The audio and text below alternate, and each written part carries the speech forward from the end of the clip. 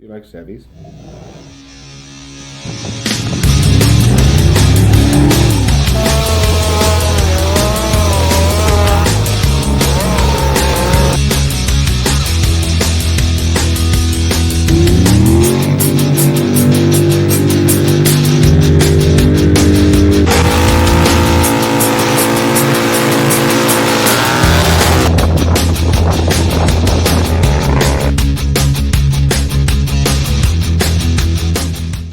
Okay, I got the engine run in pretty good. I've changed the jets. I had it pretty fat when I first did the initial break-in. Now I've leaned it out.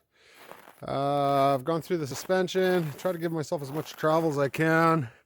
Loosened up the limiters as much, tightened the front shock up, loosened stuff up in the back as much as I think is really acceptable. And I'm going to try to get it to transfer some weight.